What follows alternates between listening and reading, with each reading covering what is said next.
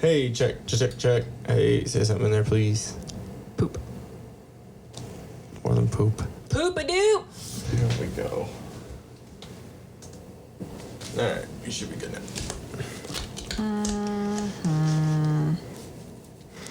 Ready over there? Oh, that's my friend's puppy I was telling you about. Oh. Hey, Twitter world. Don't pet the llama.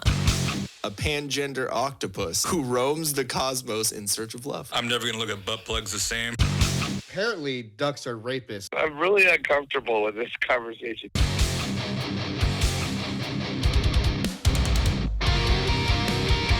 The Til Death Podcast with your hosts Ian and Jenn Avina. Brought to you by Comfortably Violent. Apparel.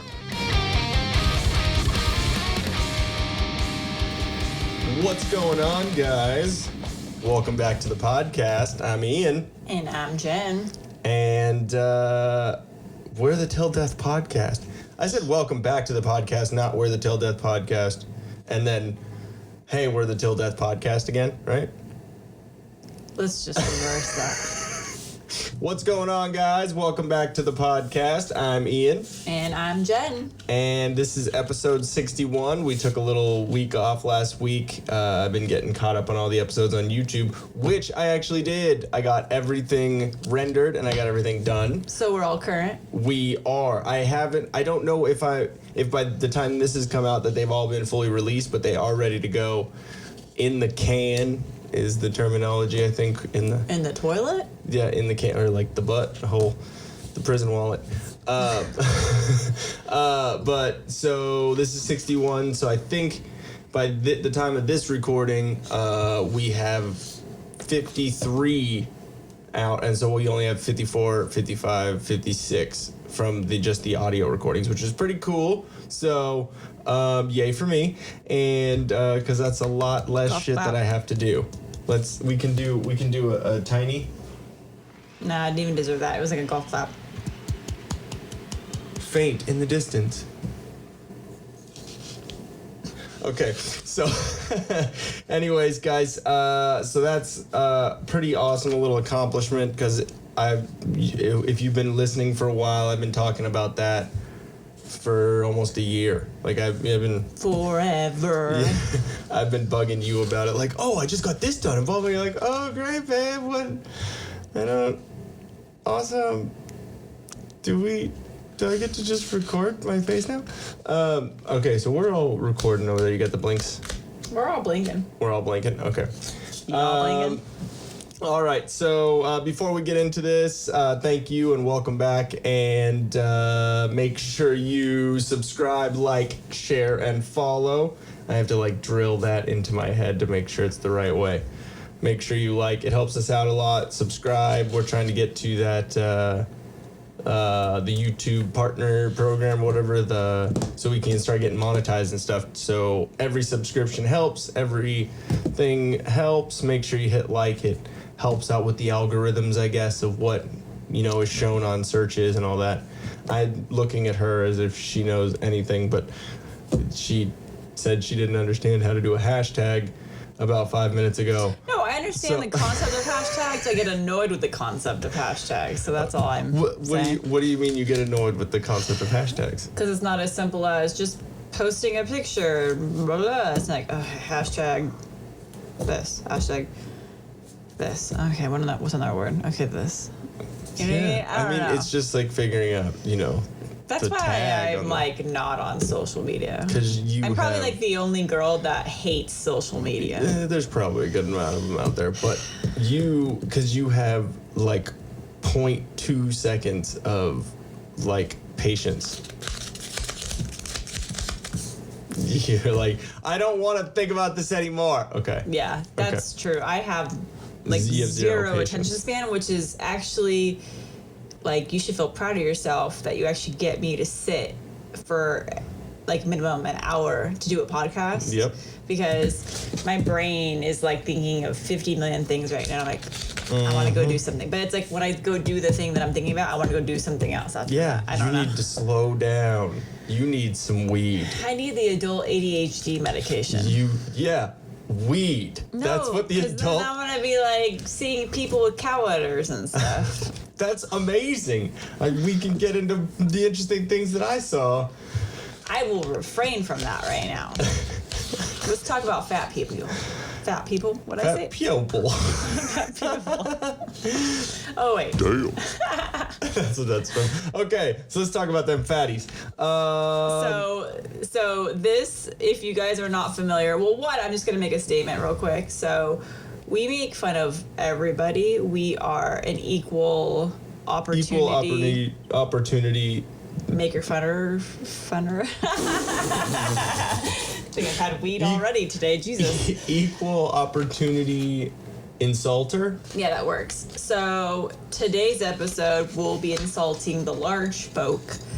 And by large folk, I don't mean people that are slightly obese, because everyone's kind of gained that COVID-19 pounds. At quarantine 15? Yeah, so this is talking about people who really won't make it past their 30th or 40th birthday because their heart says no more. Mm-hmm. These people are the center of attention on the show, My 600-Pound Life. And they're usually the center of everything because no one can. I would stare at them at the supermarket. Every person that's in the supermarket, like.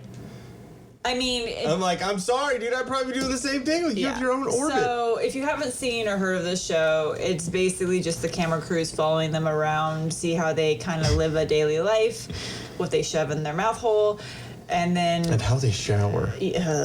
So they literally, like, I'm assuming these people get paid pretty well for this, because I don't know who in their right mind, even if you were in great shape, would want a film crew following them around. Oh, you mean the person? The person. I thought you meant like the film crew gets paid a lot because they have to deal with the person. So okay, the film crew follows these people around who are grossly obese, and we're talking 600 or more. Yeah, usually 600 to 700 is where there's been some that have been in the 500s and some that have been almost. There's one I think that was close to 800.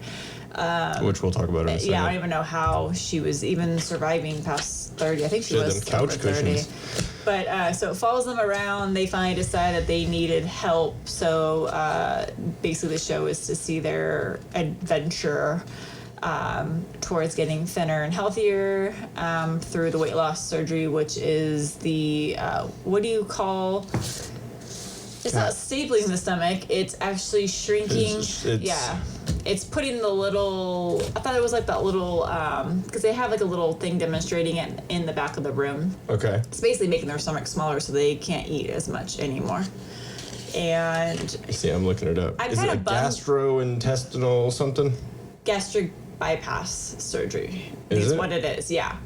Because they bypass some of the intestine too, which I don't know what that does exactly, but I just know it makes them eat less. Gastric bypass surgery is surgery that helps you lose weight by changing how your stomach and small intestine handle the food you eat. After the surgery, your stomach will be smaller. You will feel full with less food. The food you eat will no longer go into some parts of your stomach and small intestine that absorbed food. Okay. Requirements: your body mass, your BMI is 40 or higher, extreme obesity, or your BMI is 35 to 39.9, obesity, and you have a serious weight-related health problem such as type 2 diabetes, high blood pressure, or severe sleep apnea. Life expectancy, very good short-term weight loss, 60 to 80% excess weight loss, lasting long-term results. The data show that up to 20 years after surgery, most patients maintain more than 50% of their excess weight loss. So 2 to 3 day recovery time. These people, though, have over a BMI of 100. So Jesus. Yes. No, that's what he was saying, the doctor was. That one had that hernia. Yeah. So one chick looked like she had a bowling ball coming out of her body, and the doctor literally said most of her stomach cavity was outside her body. Yeah, but like the contents of her stomach. Outside her body, they just mean like a hernia, like sticking outside of where it should be. But well, what he was saying is that her stomach contents were outside of her stomach, were outside of where her stomach should be. Oh. Yeah, so it's still like was in it there. Leaking into that? I don't know what that all means, but These people are huge. It was crazy, dude. You know what's the sad part is? Because at first I'm like, just stop shoving food in your mouth. It's not that hard. Yeah. But it's like twofold. It's these... Well, no. Like, the sad thing is, a majority of these people, like 95% of them, when asked, like, what started the addiction to food, was like the excessive eating. They were abused as children, and most of them abused sexually. That makes me sick to my stomach. Like, that makes me want to go out and like hunt pedophiles for a living. Like, just go on the pedophile website and find out where they're. So I mean, like, obviously, right there, disgusting. That just proves, just in a whole different conversation, like. How disgusting that is. Yeah, well, I mean, how long-term the effects are. Like, someone is affected that much. Exactly. By, by usually being, it was usually a family member. By trauma, it's by all that PTSD almost. So these people, majority of them were all, and it was like as young as like 5 years old, getting abused. And then it was mostly done by a close family relative or a babysitter. Yeah, a babysitter, friend, relative, someone close. And so they didn't know how to tell their parent, because obviously you're 5 years old and you don't know what the hell is going on. So they said it happened for years. Like, some of them were saying like over 10-year span of time. Yeah. And, then they finally are dealing with it as an adult. I mean, that's an interesting conversation to have too, because obviously there's been many people that have been molested or sexually abused or anything when they were a kid by a family member, by a stranger, whatever. But that having that happen as a child, a lot of different experiences come out of that, it seems. So, but most of it all seems like it goes down a bad path, either drugs, either food addiction, or they do it to someone else. Well, so most of it looked like, because they were so young, they didn't know drugs. Yeah, exactly. So to them, what was available was food. Yeah. And everyone knows, like, you can't tell me that, like, today is Saturday, so I consider this, like, my cheat meal day. You can't tell me that getting excited about good food, like, that like, everyone... that isn't something common between everyone, you know what I mean? Dude, like, one of the things that I wish I could have was the ability to eat all food without getting full or fat. Yeah, I think that would be the amazing. Majority of people would agree with that. Yeah, exactly. So for them, these people have gone through this horrible, repeated experience. They're at home as a child, so they can't escape their house and the situation they're in, and they just don't have the mentality at that point to cope with it. So they turn to what they know makes them happy. And then it's a cycle. That's how they keep going. Yeah, and I get that though. But I get that because of course the body is structured to survive. So in their situation, they're sad, they're depressed. So the body's like, okay, well, it's going to crave what makes them feel better. So then that's food. So yeah, we may be making fun of their large size, but we're not making fun of the situation. Like, we understand like it's a severe situation. Yeah, and they said that, I forget the exact percentage of Americans are affected by it. By obesity. And it's just sad when you really think about it and how much terrible food. I mean, this spawns so many different conversations, because then I could go into the conversation about the types of food that are offered to us on a daily basis. Like, we could, from our house, we could walk. I mean, it'd take a minute for our place, but you could walk and find fast food. Exactly. And can't find healthy food. How convenient it is. Exactly. You know, so I mean, that's a whole different conversation. But it also spawns the issue of the fact that poor people are fat here. Yeah. Usually the depiction of a fat person or a overweight person, like especially in Roman and Greek times and like all these things, were wealthy, fat, gluttonous. They had all of this excess. Yeah. Skinny people were like, poor people were usually skinny. They were like, that was the representation. So this is, it spawns that conversation too. Debt Advisors of America, they're a company and they help you when you have debt. Was that a good one? There you go. That was a good one? Okay. Different intro. Are you struggling with high interest rate debt? You're making the minimum payments and getting absolutely nowhere. You need Patrick with Debt Advisors of America. He'll give you a free consultation and show you how to get out of debt within 24 to 48 months. Almost said hours. Yeah, that's a little too fucking quick.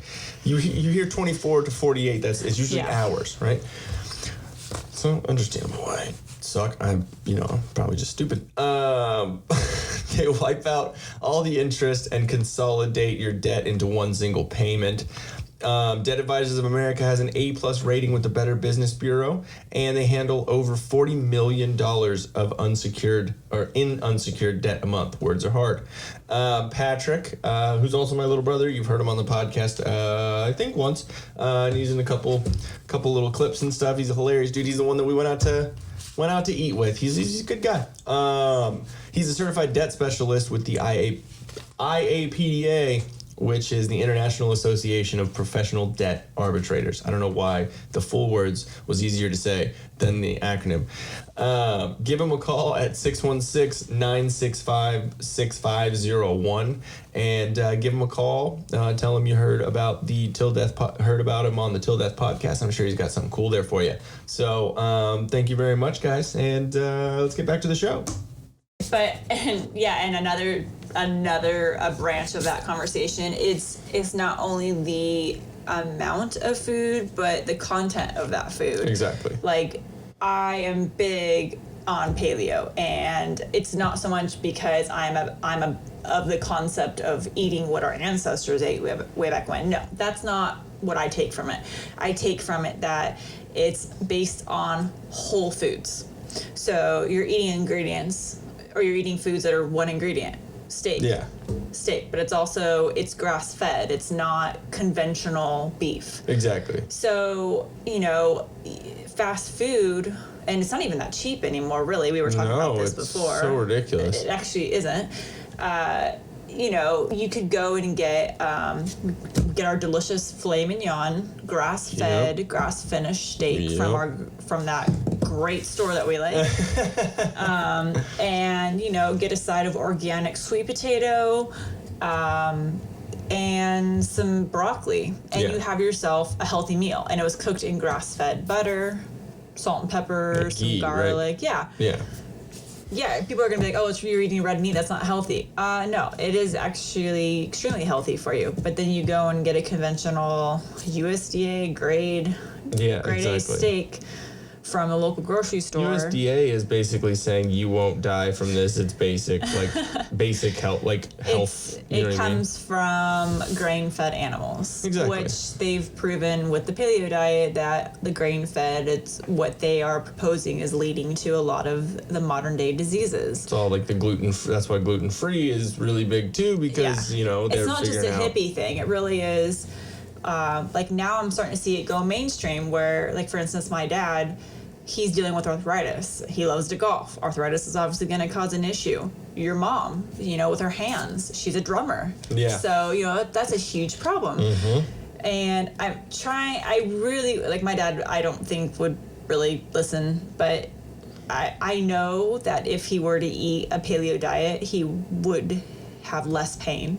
Mm-hmm. If any pain, and be able to, he works with his hands. Yeah, exactly. So, at some point, he's going to have to, And so it's just simple things like that. Inflammation. Because inflammation it inflames everything. is the basis of a lot of diseases. Mm-hmm. Cancer. Yep. So, we're getting off track here. I could talk so many hours on all of that, but that's which is a big reason why this 600-pound life is so interesting and obviously because we are horrible people and we laugh at everything. So there's that aspect. It's the entertainment. It's the actual seeing it, but then it's also the bringing up the conversation of it, the health aspect and that doctor. Yeah, so it's funny because you're like, damn, these people are freaking huge. But we also are sympathetic. We are human beings. We understand where this came from. But you have to also have a sense of humor about it because they are so large that there's simple situations that we don't even think of that we're not affected by, but they are, such as they couldn't even get through a door. Couldn't get through a door. Walking through normally. They had to shimmy sideways. In Walmart, that dad was sweating. He couldn't. Walking. Yeah, walking. He couldn't bend over to get stuff. Pushing a shopping cart. Yeah, that's all. Like literally dripping sweat. Yeah, it's like these normal activities that we just do, not even thinking about it, but it's troubling for them. But there were some of them that were just whiny ass bitches. That 41-year-old chick, the one who had the kid. She was 38. Oh, she's younger. What did I think? Oh yeah. She was. So a lot of them are. They're either really young, so they're early 20s, or they're close to 40 because basically they've been told they're gonna die before they reach 40 or 30 for some of them. But one of them, like, we call her the couch cushion lady. I love that. Because I still can't figure out, and the doctor even said that was one of his rare cases where he couldn't figure out why her body decided to store fat in the way that it did. Yeah. You think of like the Marshmallow Man, the Stay Puft Marshmallow Man, like Ghostbusters. Just how like you would think your body naturally would get fat, like it kind of forms to your natural body. You just end up getting poofier in those areas. Well, then everyone basically looks like that, but for some reason with her, it was like she had a butt. But then it was as if like someone tied rubber bands around her butt cheeks and then it popped out. Yeah. Like kind of that watermelon challenge where you keep putting a rubber band on and you see when it pops. It was either that or it was like if you filled up a water balloon like just a little bit and it was the thing here and it was like seeping out. It was just kind of like a weird sack. It's weird. It was literally like it's hard to describe. So it's like take a human body and then just put a couch cushion, like a little couch cushion right here. Yeah, like and it was like hanging off. Like the little thing you have underneath you, like the little. It was like the little. Oh, I don't have that. Oh, you don't have it on you? But yeah, just take any couch cushion that you sit on. What I think it is the. I was saying to you, it's the indentation of the couch. Yeah, like, but I get that. But what you got to realize, it was like her, like this. See, these are her hips. It literally was like going around to a butt, and then there was like an indent, kind of where a normal end of your butt would be, but then it like popped back out. So it was almost like a weird flat hourglass. How her butt was. It's like a four-leaf clover. Came in, and then her body. Yeah. I don't know, and then it was just like this separate moving piece. It like literally. It literally did that. The whole time. Like you were her butt. Yeah, exactly. But there's two of them, and then regular butt cheeks. So we're gonna do a demonstration here. He's on his way to being 600 pounds if he keeps eating like this. But it definitely didn't go to his ass. And then you had a couch cushion. That's one butt cheek. And then they literally did this when she walked. Yeah, that's literally like the ridiculousness of it. Like 300 pounds was just in the two ass cheeks. We really just used pumpkins on Pat Thor? Okay. So in like, think about this too. So these people get naked in front of the camera. So thank God we don't see. Well, like you actually can't see anything because you can't find it. Rolling around in dough and flour. I still want to know. Like, I kind of got our question answered actually on that show. One of the chicks, the Hispanic chick, that the husband I told you was cheating on her. Oh. So she stopped having a period for like the last 10 years of her life because she had gotten so large that her body stopped functioning normally. So I'd heard that you can actually like stop a period if you're so skinny. Yeah. Because your body can't function on low calories and all that. And so like when you're anorexic or whatever. But it's just the opposite, I guess, is true too. So she said she thought she injured herself because like she's trying to get in and out of the car and kind of like fell and then there was blood. She thought she tore something. But then to the cameras later on, she said, I just realized I started my period and I haven't had it in 10 years. Oh my God. So, when you're over a certain size, I guess it's possible for your body to stop functioning normally. That's what it is. They're not eating because they're sad. They just don't want a period anymore. You can go and get a period, or not have a period anymore. What? Yeah. Oh, the hysterectomy. No, there's certain pills that you can take, birth control and stuff, that will actually stop it. Yeah. That's crazy. So there used to be a shot that I used to take. What are the side effects? Actually, I used to take it. It was a shot. I don't think they allow it anymore. It was called like. That's great. I used to take it. It's not allowed. It's called Depo. I don't know if they have it around anymore. I've heard of that. And you would go into the doctor every 3 months and get a shot. And that's the injection was of your birth control.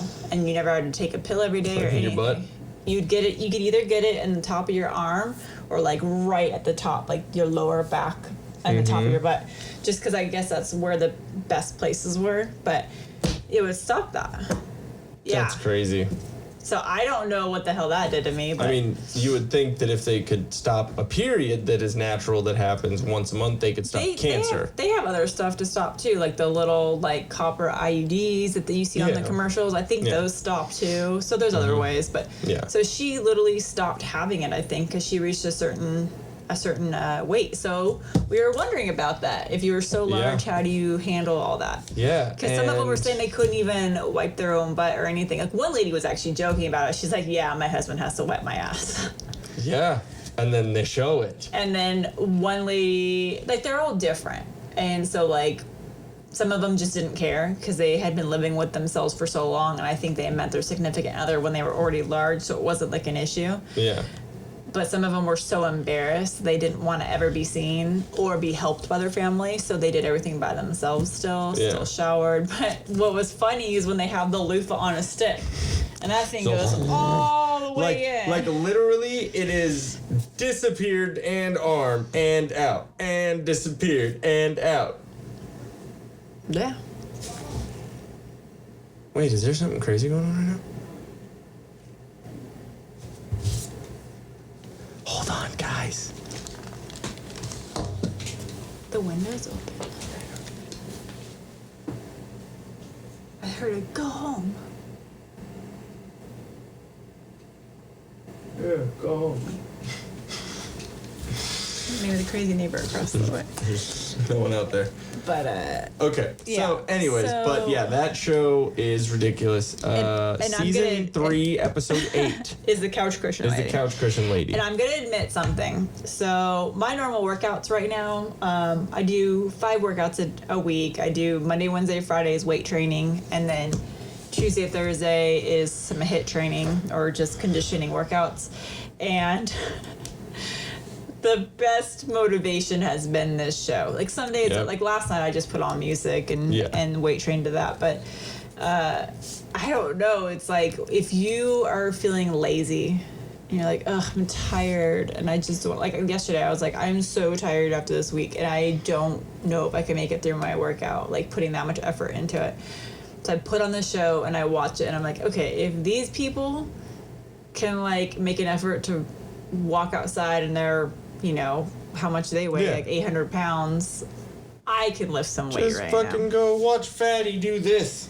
And then that's their fucking workout. And that's... Because each arm's like 50 pounds. You were saying it's a fucking kettlebell. Yeah. Like, I figure like I only use a 20-pound kettlebell just to do like a quick cardio, like the kettlebell swings. But I was like, could you imagine? Okay, the doctor. But I would love to be a trainer for them, to be honest. That would be kind of cool. It would be really cool. Your the inspiration for you to keep.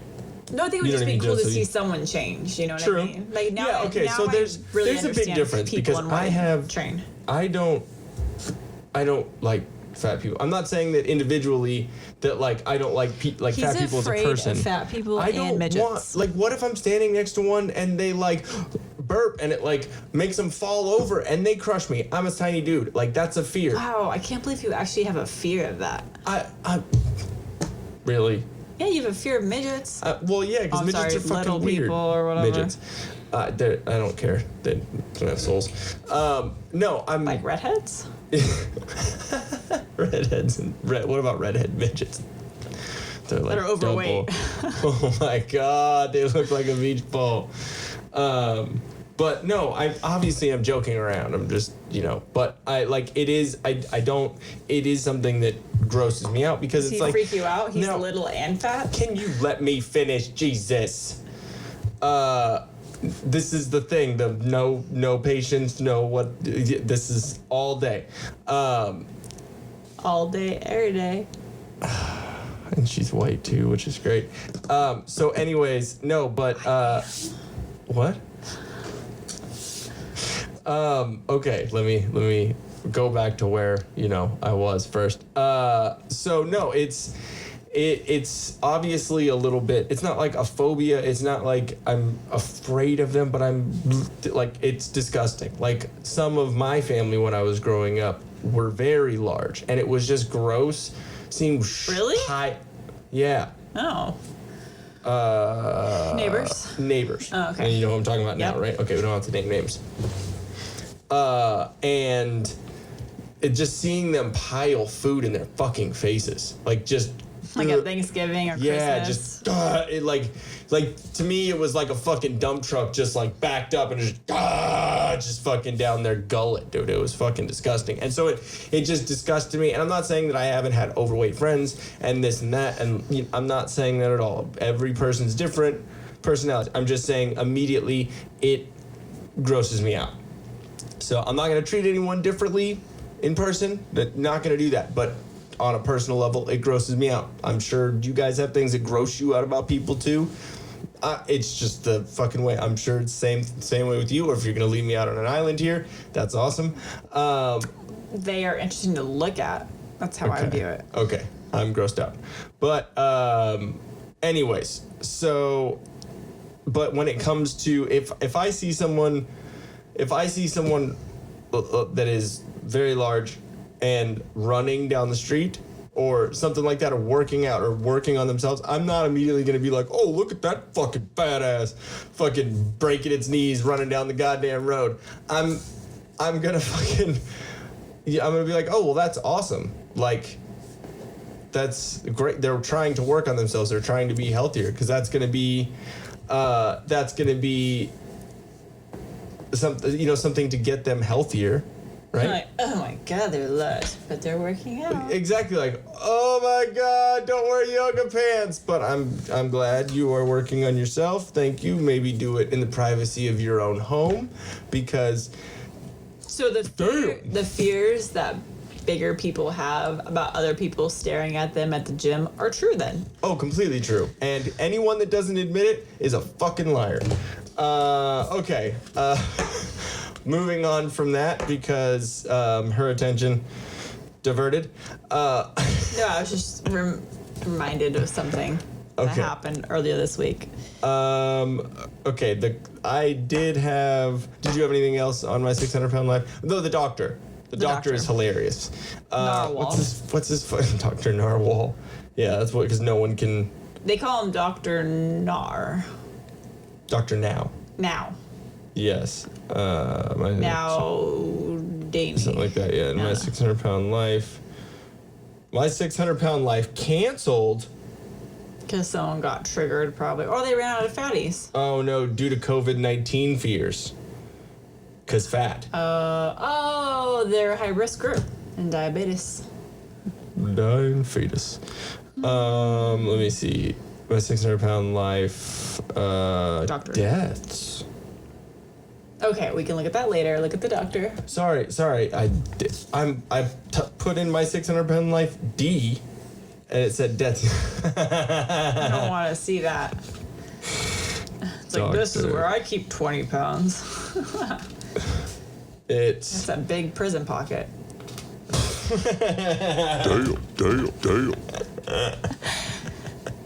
Damn. Like, you got your whole wardrobe in here. You keep a lot of drugs. Maybe a good drug mule. Keep a bucket of KFC up in there. And some cocaine. Have some gravy already. I have to cook chicken later, okay? Making gravy. Yunnan Zaradin. Now Zardon. Is that what he said? Now's a hard on. Now's a hard on? Bing. Now Zaradon. I don't know. Zaradon. It's like, is it quick? Dude, he is 75 years old. Dang. Good for him. I know, he's still working.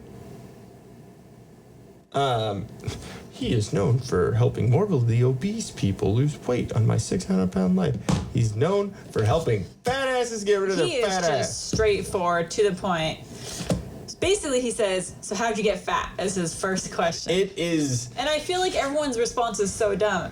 Well, I eat more than the normal person. And by the time I'd be like, well, no shit, Sherlock. What caused that? Why do you stuff your face with 30 tacos at one time? Let's get past the fucking Captain Obvious statements and let's fucking realize, He's okay, like, what is it?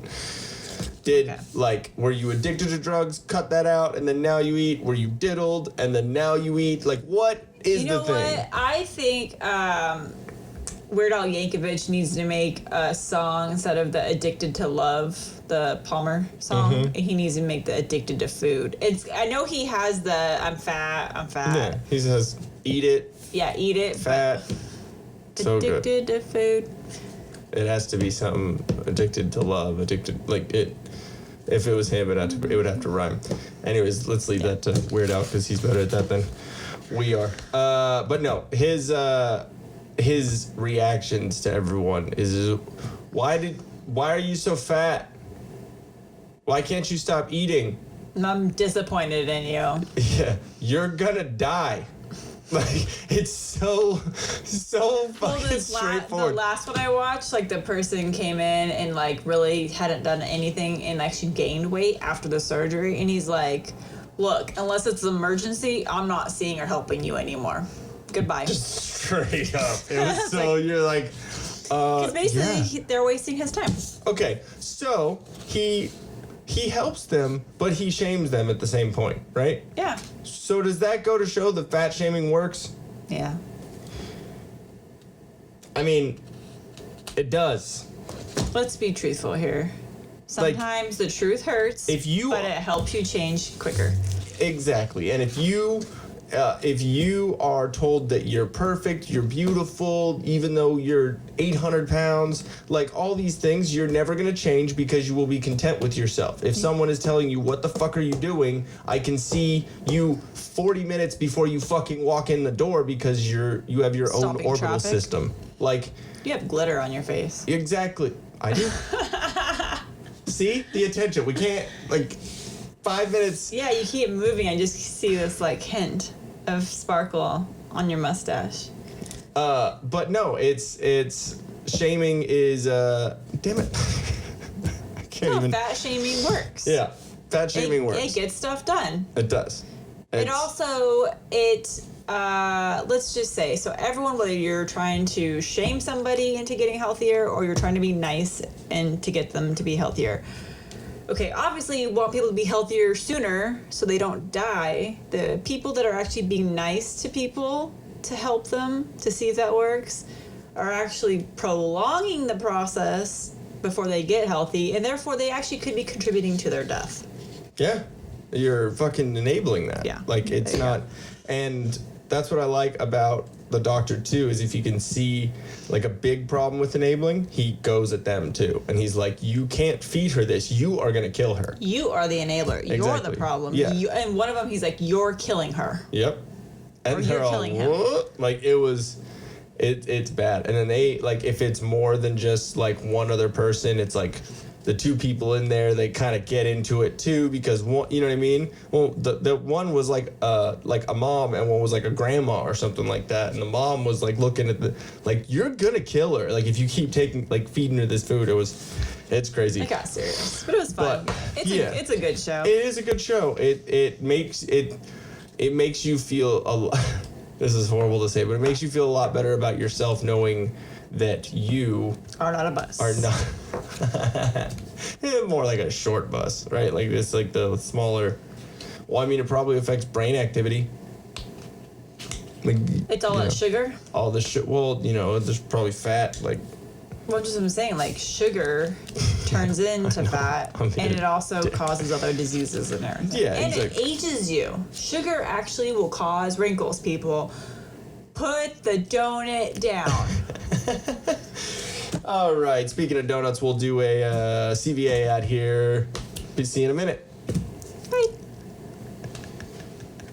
Being comfortable with violence is a must nowadays, whether it's in a parking lot, a store, or at school. If you're faced with violence, be calm, be confident, and be comfortable. From the mat to the field, in comfort, there's confidence. Confidence? Confidence! Have both with comfortably violent apparel. Visit at comfortably_violent_apparel on Instagram for more info. Also check out comfortablyviolent.bigcartel.com. I can tell you're still staring at me and laughing right now. comfortablyviolent.bigcartel.com. Go put everything in your cart, find out what you want, and then what are you making faces over there? Did you have something in your mustache? What? What is it? Like food? There it goes. What was it? I don't know. How long have I had it there? I don't know. I think it just appeared because I just saw it. Because now the glitter is on the other side. Go to comfortablyviolent.bigcartel.com. Put everything in your cart. Don't pay attention to this one. And use the promo code TD20. And I'm going to dump that water straight in your face. And you just drooled. You just drooled? I saw it leave the front of your teeth and go, and you tried to tuck your face to fucking hide it. Tuck it. Go in the hair. All right. But yeah, comfortablyviolent.bigcartel.com. Use the promo code TD20 for 20% off and your entire order. All right, we're going to be done with this ad before she drools again and I have shit on my face. Peace. All right, what's going on, guys? I had a question about an HR question for you. Okay. So on the Flagrant 2, which we referenced plenty because I think it's hilarious, they were talking about the WNBA and maternity leave. Okay. Okay, and they went on their conversation about that, and we won't go into that. But one thing that Andrew Schulz said is that he had a friend or whatever that was in HR and said that because you could take up to a year off with maternity leave, right? No? Is it different in different states or? No. The Okay. federal, which is FMLA, is federal. CAFRA is our state, California. Okay. They just run concurrently. You just have to go by whichever one gives you the most benefit. But Yeah. California is one of the better states for providing leave, so it ends up being the same as federal. But FMLA, federally, is 12 weeks within a 12-month period of time. Oh, really? Yeah. Okay, because they were saying that they could take off a year, and someone actually did that. And what they would do is they were hired on and they worked for about a month and a half, 2 months or whatever, and then got pregnant, and then was gone for a year. All of this is incorrect. Then was gone for a year, and then quit the job when they came back. So they got paid for a year. So it's like paid that's family leave. all wrong. In order for a person to qualify for FMLA, you have to have worked for an employer for at least 12 months before you can qualify for leave. Oh, so okay. if we had an employee that just started with us and I got pregnant, I'd be like, unfortunately, you don't qualify for the leave. So if you take the time off, there's ADA stuff that kind of comes into play too, because you're considered disabled when you're pregnant. So like, if you cannot reasonably accommodate their absence, you can actually say, unfortunately, while you're out, your position was needed to be filled and you've lost your job. Yeah. So yeah, there's other factors that come into play, but no, typically under FMLA, Family Medical Leave Act, which is federal, it applies to all states. Yeah. And there's no state, unless they just change, there's nothing that is over California. They're in New York, so I'm not going to California put has anything one past of that. the best leaves. Yeah. Our CAFRA, which is California Family Medical Rights Act, it's the same thing. You're allowed to take off your job is protected for 12 weeks within a 12-month span of time. Okay. So, for instance, somebody that has worked for us for, let's say, 2 years, they came to me and said, hey, I'm going to need to take off time for pregnancy. One, it's not just being pregnant. being pregnant alone is not a disability. You have to actually be having complications and get a doctor's note that your pregnancy is complicated, and therefore they're like they said, she's at high risk of having a premature labor, so therefore the doctor's recommending bed rest for the remainder of pregnancy. Then at that point they're considered disabled, and then you can put them on leave, and then day one, boom, now they have 12 weeks that they can take. Doesn't mean you have to take 12 weeks concurrently, or this is what I'm looking for. Continuously. You can take 12 weeks broken up over the 12-month period of time, but your clock starts the day that you go out. Okay. So, and most women in a typical pregnancy, they're gonna get disability probably within the last couple weeks before they're due. Yeah. And then they automatically get 6 weeks after they give birth. Yeah. That's your typical. Okay. And then it becomes, at that point, you're no longer, once the doctor says you're no longer disabled, like you've had the baby, you're healthy, like nothing went wrong. Yeah. Then now it changes over from being a disability to now being paid family leave. So that means that's the baby bonding time, which is 6 weeks. So yeah, there's no laws in place, state greater than ours, that allow for somebody to take off more time than 12 weeks in a 12-month time frame. So maybe he was just, maybe they were fucking around, or maybe he heard it wrong, or whatever. That makes sense. But the reason why I'm saying is because what he was bringing up in that was that he had talked to someone. He was like, I'm not going to say their name because I don't want to, blow up their spot. You know what I mean? I don't want to get them in trouble. But they were talking to me saying that with that, it kind of worked against women in the aspect where, and he said the person I was talking to was a woman. She was a girl HR person, and that she was saying that because of that, because like she had someone that had gone out for a year or whatever and then quit when she came back to work and got paid that whole time, then she was like, I don't want that to happen to me again, so I'm not going to hire another woman with the potential. Obviously, that HR rep doesn't know what they're doing. But here's the other thing, too. What people don't realize is that there's two parts to being out on leave. Here's an HR lesson for everybody. So FMLA, which is the federal leave, and then for California, CAFRA. So they run concurrently because it's the same. Now, if California offered a little bit longer, if they said, we offer 14 weeks of leave versus 12 weeks, then you go, as an employer, you go by whatever benefits the employee more. So we'd have to go by state law and offer 14 and not 12. Okay. But California offers the same as federal. So they run concurrently. Now, FMLA and CAFRA are just job protection. They don't pay you. It's just saying that under federal law. Well, that's what paid family leave. Yeah. That's what I'm talking about. And so SDI, which is short-term state disability, that's what California offers. I don't know what other states offer, but that is the pay part. Now, that's the pay part for if you're actually disabled. Okay. Pregnancy is not a disability. Okay. So you actually have to be, like the doctor says, you're a high risk, like you basically could lose the baby if you don't go on bed rest. So now that person qualifies for a disability under the state, because the doctor actually has to file paperwork with the state, and the state has to get that approved. Okay. So it's all through EDD, through unemployment, same agency. Yep. So they determine, yes, you qualify. Now, under disability, you could get paid for 52 weeks, which is 1 year. Yeah.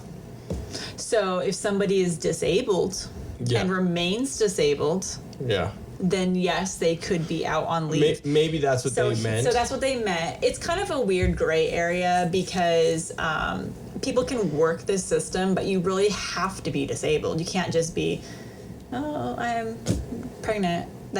Just being pregnant doesn't, but unless they have like a really bad pregnancy, they could be disabled. Yeah. And the other thing too, so yes, disability can pay you for 52 weeks. Mm-hmm. And yes, it's weird that FMLA only lasts 12 weeks. Yeah. So here's the thing. Once those 12 weeks runs out, HR has to send a notice to the person, hey, we're notifying you that your 12 weeks of job protection is now up. However, because of your current disability, under ADA, so the disability, like other additional protections for disabled. American Disability or something like that? Yeah, I forget what it actually stands for, but you have to still accommodate people. Like, you have to still show that you as an employer understand this person is still considered disabled, and you're still able to accommodate them. And then you kind of work it from there. As long as you're getting doctor's notes from them saying that, yes, I'm seeing this patient, they're still disabled, they're still under my care. Now, the only way that an employer would be able to get rid of that person is if, one, they're in a position that was deemed like so important and necessary for the organization that they can't go without a person in that position. Then that's legally, they could say, hey, we can't accommodate your leave because you're considered, this position is considered, I forget the official term they use, but, we can't go without somebody in this position. Therefore, if you can't come back, we have to terminate you. Okay. So, I mean, there's things, but you still have to accommodate. But yes, in order to qualify for a leave, you have to be with an employer for at least 1 year prior to going out on leave. Because you can actually, as an employer, deny leave to somebody. Oh, okay. So that might be because it's New York State or something like that. So something based on theirs. I get that. What I'm saying is him bringing up the fact that his friend or whatever was like, I might not hire another if there's a man and a woman who have the same skills and they're fine. Because of the situation that I had before with the woman that took that time and then quit and we paid her for a year, you know what I mean? Like, I'm probably going to pick the guy because for most, even though it's 2020, the guy's probably not going to get pregnant and get paid for a year. Here's the thing too. So in that situation, like, let's pretend what they said was correct, and in New York, for whatever reason, they can qualify for leave. Well, that leave, the employer doesn't pay. It's all paid for through the state. So when somebody applies for disability or applies for paid family leave, that's all paid through, and that person has to apply for it directly themselves. So the employer has nothing to do with that. Oh, okay. And somebody can't get 100% of their pay. It's typically topped out at 70% of their gross earnings over the past year, which is why you have to work for an employer for a year to qualify. Okay. Because the state will reach out to you and say, hey, we just got a claim for this person. What's their pay? Yeah. And so if I say, well, they just started, then they'll get denied because they have it's based on your gross over the last year for that employer. And then our employer or our employment rules state that we don't pay people when they go out on leave. Now, people can choose to use leave from their own leave banks. So if somebody's accrued time, they can use their time on the books, but we do not pay them. Okay. So some people, if they just started, will have no hours on the books. Yeah, so they can't. The most, if they qualified for leave, they get 70% at most of their pay. Okay.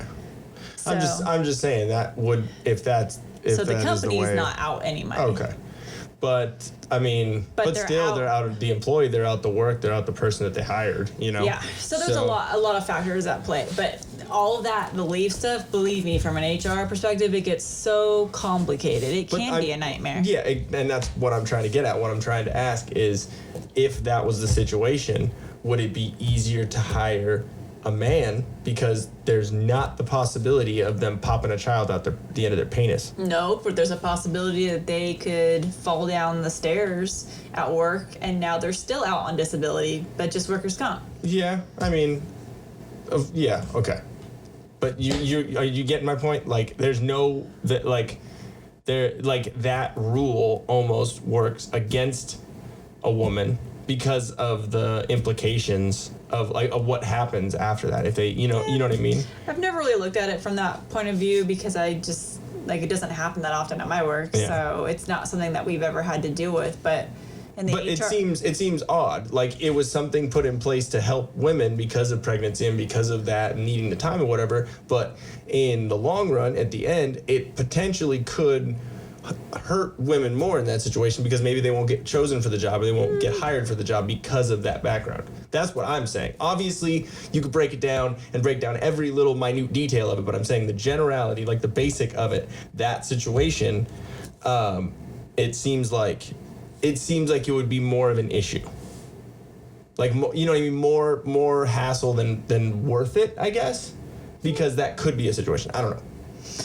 Yeah, I've honestly, in my line of work, I've dealt more with men being out because men take paid family leave too for bonding. So yeah, they're like out. paternity leave and stuff like that. Yeah. So I mean, we've had more men out. Yeah. Because of kids. Yeah. So, you know, it's just one of those it also things. would be easier for the guy if there was no one to fill that guy's spot. I'm sure it would be a lot easier for that guy to say, yeah, I'll come in and work one day, or I'll come in and do this, and I know I'm taking this time off, but I can come in and do this. Than the woman who just had a baby who needs to be on bed rest to come back in for, you know what I mean? Like, it seems like it's more of a high risk with that situation. Meh. No? I don't see it. Just because I just... I don't know. I've just come to the point where you don't even think of things like that when you're in hiring. You're simply looking at, you know, how well you think they're going to perform. You don't worry about what the possibilities would be of hiring that person just because they're a woman. Okay. I mean, I'm saying between a man and a woman, if you had those two choices, do you ever look at the potentials? Honestly, never even a possibility to think of, to be honest. Like, I'm such with an HR mind that that never even occurred to me to even think of it that way. Oh, okay. Sorry. All right. Doing HR that long, I'm just don't even consider it. Take out the funny from it. All right. We are going to call it a day. Make sure you check out Comfortably Violent Apparel, comfortablyviolent.bigcartel.com, or at comfortably_violent_apparel on Instagram. When you go to the Big Cartel site, get everything in your cart and use the code TD20 for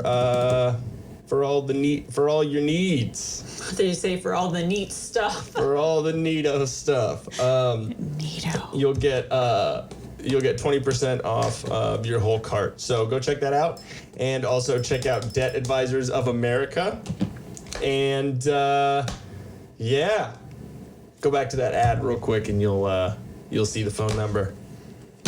You will see the phone number. Go back over there and check it out. But make sure you talk to Patrick, call or text for a free quote. Only takes a couple of minutes.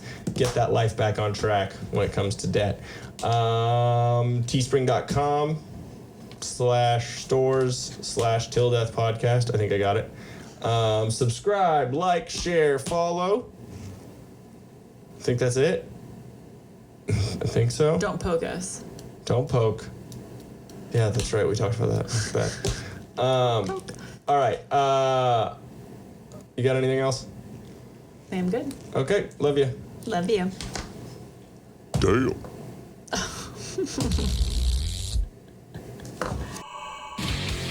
Hey guys, thanks for watching. If we float your boat, make sure to subscribe here. For more awesomeness in your ear holes, click one of these videos here. You just gotta follow the red arrow and poke it.